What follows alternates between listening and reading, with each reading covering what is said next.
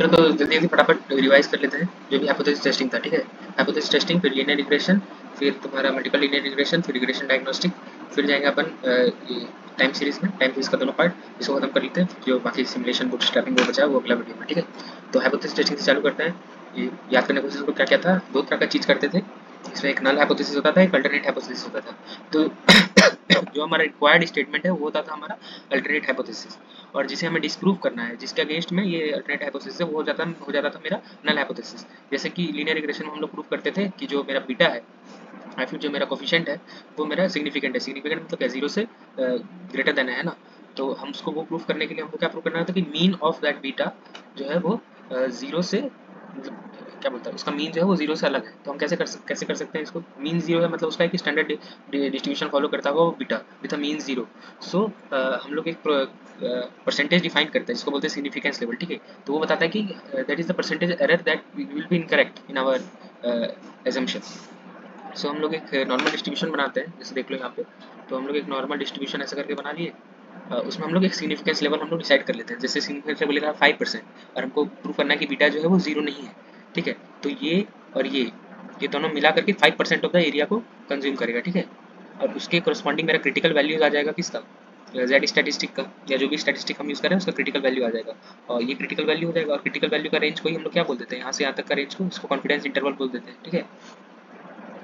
और ये जो परसेंटेज एरिया जो हो जाता है वो जो कवर हो रहा है, जैसे कि 5% हो गया तो 0.25 इधर, 0.25 इधर, मतलब 2.5 इधर, 2.5 इधर, तो बीच में कितना बचा तुम्हारा 95% कॉन्फिडेंस इंटरवल हो गया, ठीक है। तो ऐसा कर करके तुम्हारा क्या बोलते हैं नॉर्मल डिस्ट्रीब्यूशन के लिए, फिर तुम्हारा टी डिस्ट्रीब्यूशन के लिए, और काई स्क्वायर डिस्ट्रीब्यूशन तुम्हारा, फिर जितना भी तक डिस्ट्रीब्यूशन होता है उसको हम कब कब चूज़ करते हैं, वो भी हमारा डिपेंडेंट करता है कि हम कौन सा पैरामीटर को चेक कर रहे हैं। जैसे कि मेरा ऐसा पैरामीटर है जो कि नॉर्मल डिस्ट्रीब्यूशन को फॉलो कर रहा था, हम जेड स्टैटिस्टिक यूज़ करेंगे। वो एक ऐसा पैरामीटर है जो कि मेरा सैंपल पॉपुलेशन को डिनोट कर रहा है, और सैंपल का वैल्यू का हमारा सैंपल वेरिएंस है लेकिन पॉपुलेशन वेरिएंस नहीं है, मतलब हमें पॉपुलेशन का आइडिया नहीं है, तो हम जेड स्टैटिस्टिक यूज़ नहीं कर सकते, हमें तो टी स्टैटिस्टिक यूज़ करना पड़ेगा। क्यों? क्योंकि हम सैंपल से इन्फरेंस ले रहे हैं, तो उसमें डिग्री ऑफ फ्रीडम्स का बात आ जाता है, ठीक है। तो हमारे पास टी डिस्ट्रीब्यूशन आने लगता है, फिर हमारे पास क्या बोलते हैं काई स्क्वायर आने लगता है, जब हमारे पास स्क्वायर ऑफ द नॉर्मल क्या बोलता है नॉर्मल रैंडम वेरिएबल्स का मेरा स्क्वायर रहता है कोई भी टर्म में, और उस टर्म का हमको ये देखना पड़ता है, डिस्ट्रीब्यूशन देखना पड़ता है, और उस पर हमें हाइपोथेसिस टेस्टिंग करनी पड़ती है। तो हम वहाँ पे काई स्क्वायर डिस्ट्रीब्यूशन को यूज़ करते हैं। इस तरह से एफ डिस्ट्रीब्यूशन हो गया, ठीक है। तो मल्टीपल केसेस पे हम लोग मल्टीपल तरह का डिस्ट्रीब्यूशन को चेक करते हैं, लेकिन हमारा कॉन्सेप्ट वही रहता है कि हम एक लेवल ऑफ सिग्निफिकेंस को फिक्स करेंगे, उसके अराउंड ही अपना चेक करेंगे। तो तुम याद करो तो क्या करते थे, मेरा ये जो है ना एच नॉट बताता है, एच नॉट जैसे क्या होता है म्यू इक्वल टू जीरो, तो ये मेरा क्या हो जाएगा म्यू इक्वल टू जीरो, ठीक है। ये बताता था ये हो गया एच नॉट तेरा म्यू इक्वल टू जीरो। फिर तुम क्या करते थे कि तुम जीरो से कंपेयर करते थे कि मेरा डिविएशन जो है कितना ज़्यादा है, ठीक है। वो कैसे निकालोगे तुम, जैसे कोई तुम्हारा वैल्यू जैसे बीटा ही मान लो, तो बीटा हो गया beta minus zero x minus mu by sigma.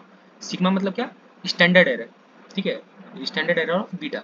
Beta का स्टैंडर्ड एरर क्या है, रूट अंडर सिग्मा बाय जो ऑब्जर्वेशन है, ठीक है, जो नंबर ऑफ ऑब्जर्वेशन है उसका खुद कुछ सिग्मा होगा बाय रूट एन, सॉरी। तो सिग्मा क्या हो गया तुम्हारा standard deviation of the observation. Suppose we have n observations, we will get a mean of that, but there will be some deviation in the mean. Suppose कि तुम्हारे पास 1000 का population है, ठीक है, और तुम सैंपल 100 ही ले सकते हो, लेकिन ऐसा 100 करके तुम कितना बार ले सकते हो, बहुत बार ले सकते हो, मतलब 1000 C 100 ऐसा इतना बार तुम क्या बोलते हो 100 का सैंपल ले सकते हो, ठीक है। और हर बार वो 100 के सैंपल में का कुछ मीन आएगा, और वो मीन जो है वो भी कितना कितना बार आएगा, 1000 C 100 बार आएगा, ठीक है। इतना बार तुम्हारा मीन आ गया, तो मीन का भी तुम्हारे पास एक डिस्ट्रीब्यूशन आ गया, लेकिन मीन का खुद का एक स्टैंडर्ड डेविएशन भी होगा। So standard deviation of the mean itself is called the standard error, and that only we have to use here because we are checking the distribution of the mean itself. So what is the standard deviation of the mean? Standard deviation of the mean is sigma by root n. That is proved here in the मतलब जो भी sample moment वाला chapter था उसमें हम लोग prove किए थे सिग्मा बाय रूट एन होता है, ठीक है। तो ये हो गया मेरा जेड स्टैटिस्टिक। इस तरह से तुम्हारा टी स्टैटिस्टिक्स में क्या होता है कि मेरे पास ये सिग्मा नोन नहीं होता है, मुझे सैंपल के बारे में ही पता है, तो सैंपल का यूज़ करके हम लोग इस सिग्मा को कैलकुलेट करते हैं। तो एक हम अनबायस्ड एस्टिमेटर बनाते हैं जिसको बोलते हैं सैंपल वेरिएंस, ठीक है। वो सैंपल वेरिएंस एक अनबायस्ड एस्टिमेटर होता है, पर उसको कैलकुलेट करने के दौरान ही हम क्या बोलते हैं जो सैंपल है उसमें से एक वेरिएबल को या पैरामीटर को ईट अप कर जाते हैं, इसलिए मेरा डिग्रीज ऑफ फ्रीडम जो है वो n से घट के n-1 हो जाता है। तो यहाँ पे सिग्मा की जगह s आ जाएगा, सैंपल वेरिएंस कैसे निकलेगा, वही x minus mu by sorry x minus mu नहीं, मतलब जो भी ऑब्जर्वेशन है माइनस की उसका मीन, ठीक है, माइनस का मीन और उसका स्क्वायर का फिर divided by total number of observations and divide under root, ठीक है। तो मतलब यही जो फॉर्मूला है तुम्हारा वही हो जाता है, ठीक है। तो इतना तो पता चल गया हाइपोथेसिस क्या होता है कि हम एक पॉपुलेशन के बारे में एक थ्योरी या बिलीफ को प्रपोज करते हैं और वो उसको हम वैलिडेट करते हैं कैसे, नल एक नल हम नल हाइपोथेसिस क्रिएट करते हैं जो कि हमारे अपोजिट में होता है, जो हमारा थ्योरी या बिलीफ है उसके अपोजिट में मेरा क्या होता है, नल होता है, और उसको हम लोग डिस्प्रूव करते हैं। ठीक है, ठीक है।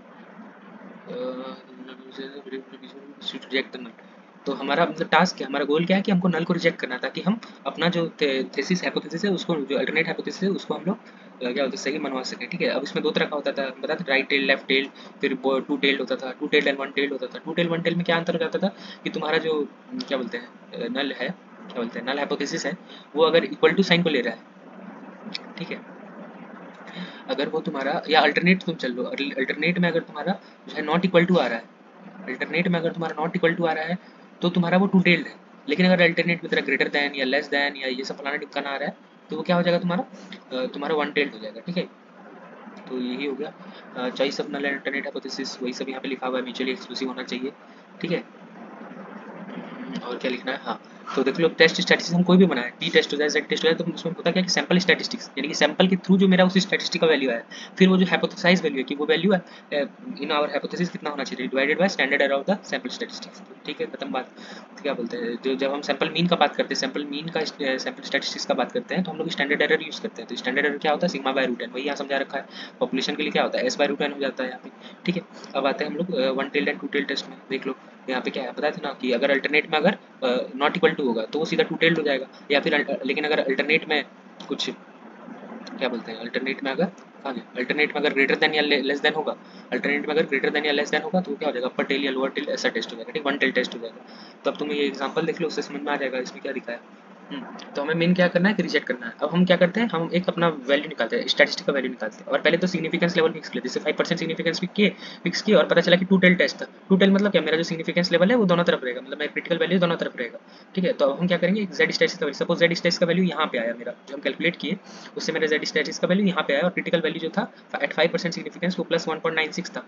ठीक है, तो इस रीजन में क्या होगा, मेरा इस रीजन तो ये बता रहा है कि मेरा नल हाइपोथेसिस सही है, यानी कि हम fail to reject H nought, तो इसलिए हम यहाँ एच नॉट को रिजेक्ट करने में फेल कर गए। लेकिन अगर हम इस रीजन में मेरा जेड का वैल्यू आ गया, मेरे स्टैटिस्टिक का वैल्यू आ गया, तो हम इसको रिजेक्ट कर सकते हैं, या फिर इस रीजन में आ गया तो भी रिजेक्ट कर सकते हैं। ठीक है, तो बहुत सिंपल फंडा है, मतलब दिमाग में बैठाना होता है इसको। ठीक है, नेक्स्ट चलते हैं।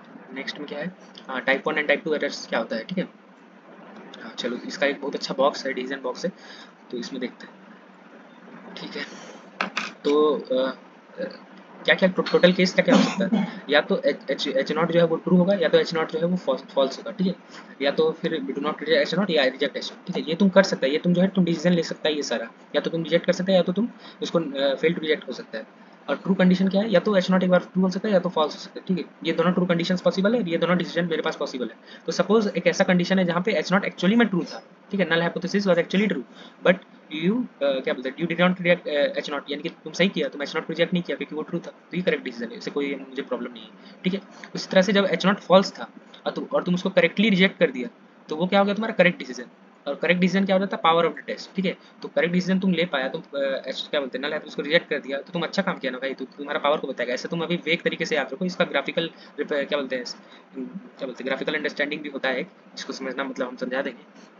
तो 1 minus P of type 2 error होता है। ठीक है, टाइप 1 एरर टाइप 2 एरर क्या होता है वो भी बताते हैं, पहले यहाँ देख लो। तो तुमको जिसको तुमको रिजेक्ट करना चाहिए था तुम उसको करेक्टली रिजेक्ट कर दिया, जिसको तुमको एक्सेप्ट करना था तो उसको तुम करेक्टली एक्सेप्ट कर लिया। ठीक है, तो दोनों केस में तुम्हारा करेक्ट डिसीजन है। लेकिन जिस केस में तुम्हारा एच नॉट ट्रू था, जिस केस में तुम्हारा एच नॉट ट्रू था, उस केस में तुम क्या किया, एच नॉट को रिजेक्ट कर दिया, तो ये क्या हो गया, तुम्हारा टाइप 1 एरर हो गया। ठीक है, यानी कि नल हाइपोथेसिस तुम्हारा सही था लेकिन तुम उसको रिजेक्ट कर दिया। लेकिन और यही तुम याद करते हो क्या था, सिग्निफिकेंस लेवल, क्योंकि सिग्निफिकेंस लेवल हम लोग क्या कह रहे हैं, ये नॉर्मल डिस्ट्रीब्यूशन है, और हम ये नॉर्मल डिस्ट्रीब्यूशन कौन सा मीन के कोरस्पॉन्डिंग है, मेरा नल हाइपोथेसिस का जो मीन है वही है ना, मान लो नल हाइपोथेसिस का मीन था 0, तो 0 के अराउंड का ही नॉर्मल डिस्ट्रीब्यूशन है, उसी नॉर्मल डिस्ट्रीब्यूशन से ना मेरा वैल्यू आ रहा है।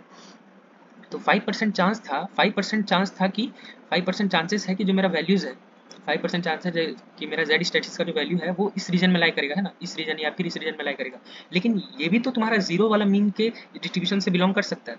लेकिन क्योंकि हम एक थ्रेशोल्ड वैल्यू दे दिए कि ये 5% होना चाहिए, तो वही मेरा क्या हो जा रहा है, एरर हो जा रहा है एक तरह से। क्यों, क्योंकि करेक्टली वो होना किसे चाहिए था, ये 0 का डिस्ट्रीब्यूशन से बिलोंग करना चाहिए था, लेकिन हम उसको क्या किया, रिजेक्ट कर दिए, क्योंकि हम खुद ही एक थ्रेशोल्ड वैल्यू और सिग्निफिकेंस लेवल हम एज्यूम किए कि 5% होना चाहिए। तो वही मेरा हो जाएगा प्रोबेबिलिटी ऑफ टाइप 1 एरर।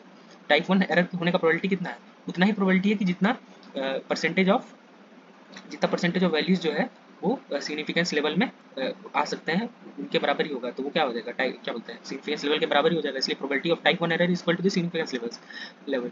तो और उसी तरह से अगर मान लो H0 तुम्हारा फॉल्स था, H0 तुम्हारा फॉल्स था, यानी क्या बोलते हैं, नल हाइपोथेसिस तुमको रिजेक्ट करना था, लेकिन तुम उसको रिजेक्ट नहीं कर पाया, फेल कर गया, फेल टू रिजेक्ट हो गया, तो तुम क्या किया, फिर से गलत डिसीजन लिया, और इसी को बोलते हैं हम लोग टाइप 2 एरर। ठीक है, ये होगा टाइप 2 एरर कि तुमको रिजेक्ट कर देना चाहिए था लेकिन तुम उसको रिजेक्ट नहीं किया। तब इसके पीछे का इंट्यूशन क्या है, ये इंट्यूशन ऐसा है कि समझो कि ये एक तुम्हारा डिस्ट्रीब्यूशन था, ये नल हाइपोथेसिस वाला डिस्ट्रीब्यूशन है, ठीक है, और ये तुम्हारा है तुम्हारा क्या बोलते हैं, अल्टरनेट हाइपोथेसिस वाला डिस्ट्रीब्यूशन। ठीक है, ये तुम्हारा नल हाइपोथेसिस का, ये तुम्हारा अल्टरनेट। सपोज तेरा जेड स्टैटिस्टिक जो है वो इस रीजन पे लाई गया, ठीक है, और तुम्हारा सिग्निफिकेंस लेवल क्या था, ये था तुम्हारा सिग्निफिकेंस लेवल 5% पे, इधर 2.5 और इधर भी 2.5 था। लेकिन तुम अभी देखो तो ये जो पॉइंट है उसका इतना परसेंट प्रोबेबिलिटी भी तो है, इतना परसेंट प्रोबेबिलिटी भी तो है कि ये तुम्हारा क्या बोलते हैं, अल्टरनेट हाइपोथेसिस का डिस्ट्रीब्यूशन से ही बिलोंग कर सकता है। तो same Z statistics can also belong to the alternate hypothesis का जो मेरा मीन है उसका डिस्ट्रीब्यूशन से भी बिलोंग कर सकता है, और जो मेरा नल हाइपोथेसिस उसका डिस्ट्रीब्यूशन से भी बिलोंग कर सकता है। तो परसेंटेज क्या है, वो परसेंटेज के मतलब क्या बोलते हैं, प्रोबेबिलिटी क्या है, तो प्रोबेबिलिटी क्या हो जाएगा, ये परसेंटेज एरिया जो है, तो यही मेरा क्या हो गया, टाइप 2 एरर। ठीक है, और पावर क्या हो गया इसको छोड़ के, तो 1 माइनस टाइप 2 एरर, तो इतना सारा तुम रीजन में क्या किया, सारा तुम रिजेक्ट कर दिया है ना, तो तुम ये हो गया 1 माइनस टाइप 2 एरर, तो यही हो गया तुम्हारा प्रोबेबिलिटी ऑफ टाइप 2 एरर, और पावर क्या हो गया, इसको छोड़ के जो अल्टरनेट हाइपोथेसिस वाला डिस्ट्रीब्यूशन में जो एरिया बचा वही हो गया तुम्हारा पावर ऑफ द टेस्ट। तो इतना डीप में अभी सोचने का जरूरत नहीं है, अभी चलो कॉन्फिडेंस इंटरवल चलते हैं। कॉन्फिडेंस इंटरवल तुमको क्या बताते हैं, तो ये रीजन ऑफ वैल्यूज होता है क्रिटिकल वैल्यू के, मतलब क्रिटिकल वैल्यू जो तुम्हारा निकलता है वो क्या निकलता है, तुम्हारा स्टैंडर्ड नॉर्मल के लिए निकलता है ना, लेकिन तुम वही स्टैंडर्ड नॉर्मल को तुम अगर एक्चुअल पैरामीटर्स में बदलते, ठीक है, तो क्या होगा, तो sample statistics minus critical value, यानी कि तुम ऐसा समझ लो कि x minus mu by sigma जो होता था, x minus mu by sigma, ये क्या हो गया, z स्टैटिस्टिक हो गया।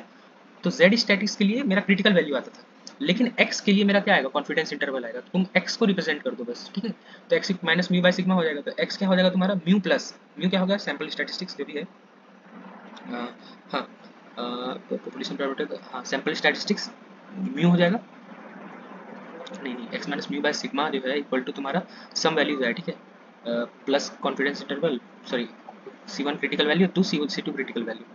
तो अब तुम इसको इमेजिन करो क्या हो सकता है, हाँ, तो सिग्मा इंटू क्रिटिकल वैल्यू हो जाएगा, तो स्टैंडर्ड एरर इंटू क्या हो गया तुम्हारा क्रिटिकल वैल्यू, तो एक बार माइनस होगा एक बार प्लस होगा। तो एक दो क्वेश्चन करके देखते हैं। Standard believe the mean price of houses in the area is greater than इतना, the random samples of the 36 houses in the area has the mean price of इतना, ठीक है, the population standard deviation is इतना, and the Robert wants to conduct a hypothesis test of at a 1% level of significance. ठीक है, the alternate hypothesis is, तो alternate hypothesis हम क्या करेंगे, तो इसका तो कोई काम नहीं है सिग्निफिकेंस वगैरह का यहाँ पे, तो यहाँ पे मेरा नल का और इसका काम है। ठीक है, क्या बोल रहा है कि mean of the price is greater then, तो जो बिलीव कर रहा है, वो क्या होगा तुम्हारा alternate hypothesis is greater then, तो अल्टरनेट हाइपोथेसिस क्या हो गया तुम्हारा ग्रेटर देन इतना है, the random sample of area has a mean price of इतना। ठीक है, ये तो तुम्हारा ऑब्जर्व्ड सैंपल स्टैटिस्टिक वैल्यू हो गया, लेकिन ये क्या हो गया हाइपोथेसाइज वैल्यू। तो हम क्या बोले थे कि हाइपोथेसाइज वैल्यू जो है वही तुम्हारा क्या हो जाएगा अल्टरनेट हाइपोथेसिस, तो हाइपोथेसाइज वैल्यू क्या होगा तुम्हारा ग्रेटर देन 1,44,000 और 1,45,000, तो वही तुम्हारा हो गया क्या, greater than 1 lakh, area is greater then, तो ग्रेटर देन वाला होगा, इक्वल टू भी नहीं, ग्रेटर देन, सिर्फ ग्रेटर देन, तो यही हो गया। ठीक है, with the following statements about hypothesis testing is more accurate, the power of the test is 1 minus the probability of type 1 error, नहीं type 1 की जगह type 2 होता है। ठीक है, तो ये गलत हो गया, probability of type 1 error equal to the significance level of the test, बिल्कुल सही बात है। to test the claim that x is greater than 0, the null hypothesis would be h0, test that a claim x is greater than 0, the null hypothesis will be x, नहीं, जो claim होता है वो हमसे किसमें जाता है, अल्टरनेट में जाता है, तो ये भी गलत हो गया। ठीक है, if you can disprove the null hypothesis then you have proven the alternate hypothesis, if you can disprove the null hypothesis then you have proven the alternate hypothesis। पता नहीं ये सही है कि नहीं, ये इस पे थोड़ा डाउट है। सो ये मोस्टली इनकरेक्ट ही मैं बोलूँगा कि डिसकरेक्ट, हाँ तो ये भी गलत ही हुआ कि हम we are not proving anything, we are just disproving the alternate hypothesis, the null hypothesis, right? So let's see what's the answer is। Answer क्या है,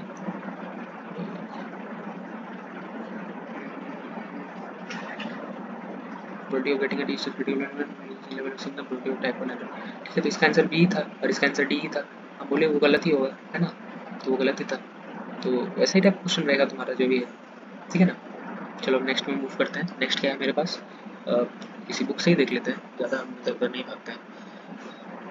ठीक है, चलो तो देख लो यहाँ पे सारा तुम अब को लगता है सारा अलग अलग तरह का डिस्ट्रीब्यूशन और सारा तरह का वैल्यू आएगा। ठीक है, तो यहाँ तक हो गया मेरा, और फिर आता है तुम्हारा हाइपोथेसिस टेस्टिंग रिजल्ट। चलो तो इसमें मेरा explain the P value of the hypothesis test. तो पी वैल्यू क्या हो सकता है, तो जैसे सिग्निफिकेंस लेवल क्या करते थे, हम एक डिसीजन लेते थे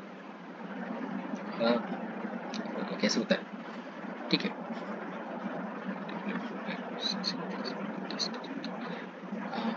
हाँ ठीक है, तो इस सिग्निफिकेंस लेवल मेरा क्या होता था, वो प्री डिसाइडेड होता था कि that will be the amount of percentage of error that we can accommodate, कि इतना परसेंटेज एरर कि मेरा अल्टरनेट नल हाइपोथेसिस सही हो सकता है, तो इसको हम एज्यूम करके चलते हैं और उसके हिसाब से हम अपना क्रिटिकल वैल्यू बनाते थे, ठीक है। इसके हिसाब से मेरा क्रिटिकल वैल्यू होता था। देखो जैसे 5% मेरा था सिग्निफिकेंस, और तो 2.5 हो गया टोटल टेस्ट के लिए, और उसके लिए मेरा क्रिटिकल वैल्यू आता था, ठीक है।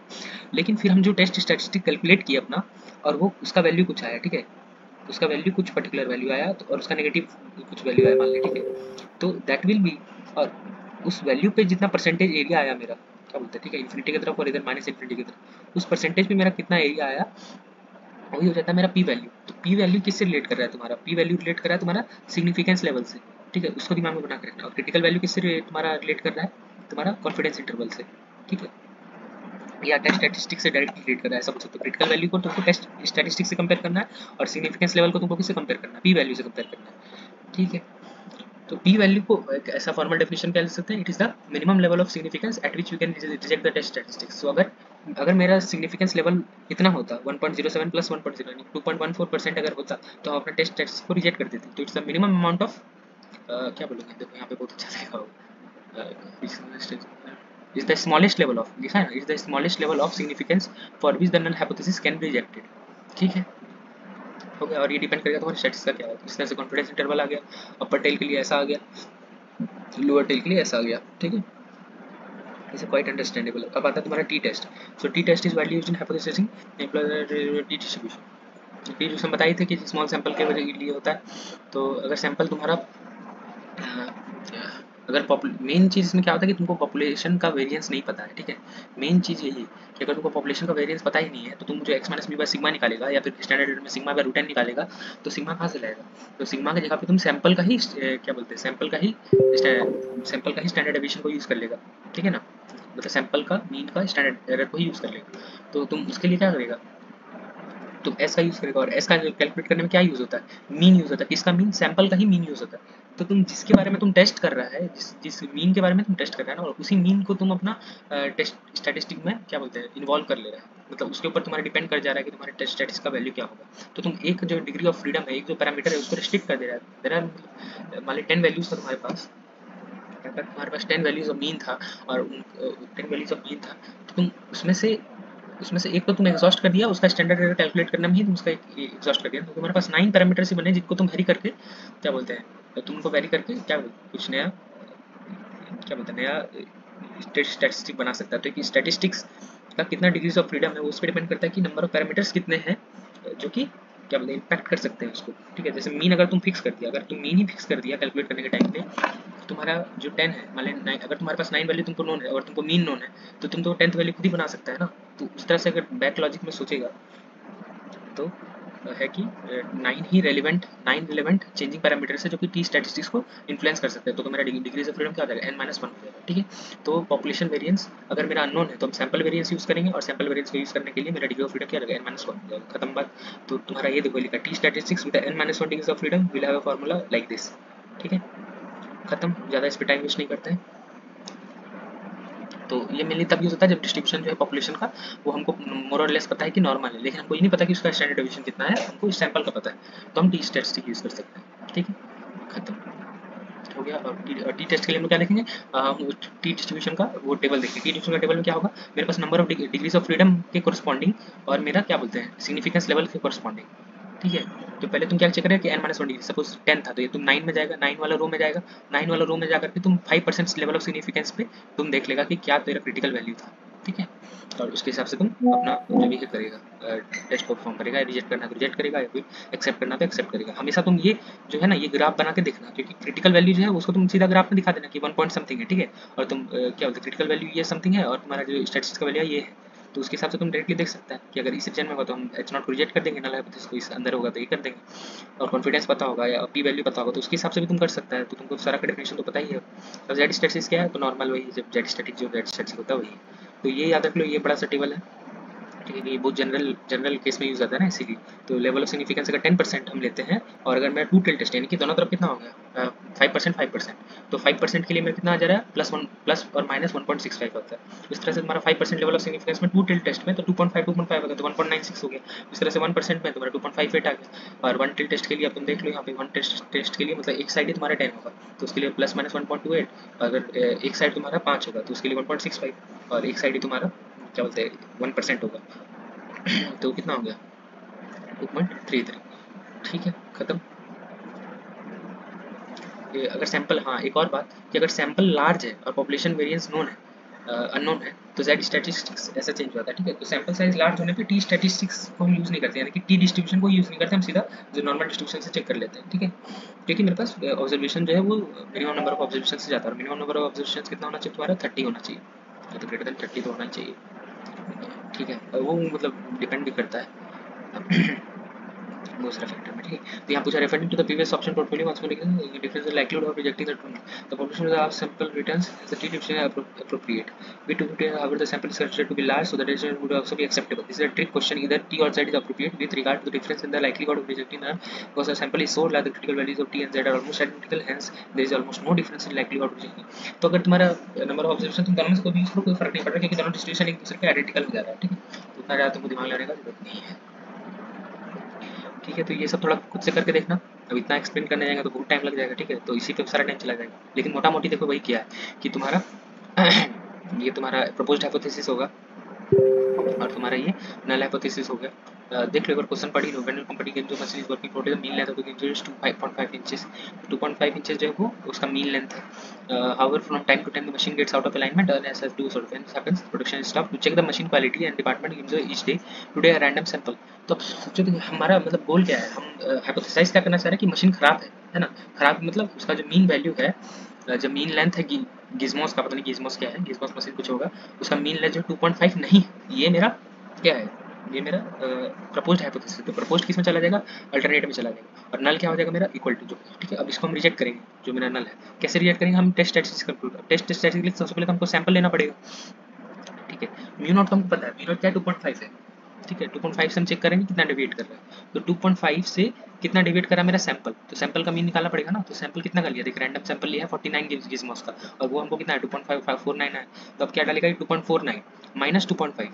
ठीक है, तो 2.49 डेविएट किया ना 2.5 से थोड़ा अलग आया सैंपल के लिए, और स्टैंडर्ड एरर कितना है उसका, क्योंकि हमको सिग्मा दिया हुआ है, सिग्मा कितना दिया हुआ है देखो, पॉपुलेशन स्टैंडर्ड, पॉपुलेशन का स्टैंडर्ड डेविएशन होता है, टी स्टैटिस्टिक यूज करेंगे, हम जेड स्टैटिस्टिक यूज करेंगे, तो जेड स्टडी यूज करेंगे, उसमें हम लोग सिग्मा का वैल्यू क्या डालेंगे 0.021, तो 0.021 है डाल दिया, सिग्मा का वैल्यू रूट एन क्या हो जाएगा तुम्हारा नंबर ऑफ ऑब्जर्वेशन 49 ऑब्जर्वेशन था, तो तुम्हारा ये कितना आ गया जेड स्टैटिस्टिक का वैल्यू 3.33 माइनस 3.33, तो minus 3.33 eight which level of significance, तो यहाँ पे दिया हुआ है कि 5% लेवल ऑफ सिग्निफिकेंस, और यहाँ पे मेरा क्या है टू टेल टेस्ट है, तो 5% लेवल ऑफ सिग्निफिकेंस पे टू टेल टेस्ट पे तुम याद करो वो टेबल को कहाँ गया, यही तो रहा 5% लेवल ऑफ सिग्निफिकेंस पे टू टेल टेस्ट में प्लस माइनस 1.96 हो जाएगा मेरा क्रिटिकल वैल्यू, और क्रिटिकल वैल्यू से हम क्या कंपेयर करते हैं, स्टैटिस्टिक्स को कंपेयर करते हैं, पी वैल्यू से किसको कंपेयर करते हैं, अपना सिग्निफिकेंस लेवल को कंपेयर करते हैं। ठीक है, तो हमको क्रिटिकल वैल्यू निकालना पड़ा, क्यों, क्योंकि हम स्टैटिस्टिक्स कैलकुलेट कर चुके हैं, सॉरी जेड स्टैटिस्टिक्स कैलकुलेट कर चुके हैं, तो हमको ये देखो यहाँ माइनस 1.96 हमको पता है, लेकिन उससे ज़्यादा हो गया है ना, माइनस 3.33 क्या हो गया तुम्हारा इसके, तो हम सब क्या बोलते प्लॉट कर लेना,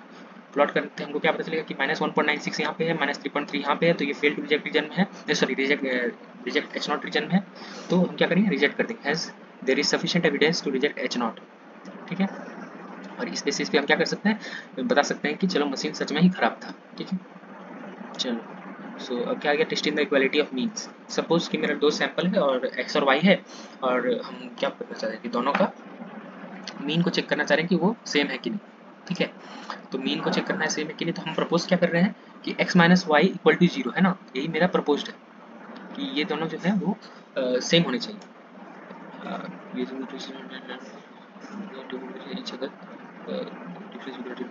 ठीक है, तो ये हम 0 के बराबर करना चाह रहे हैं,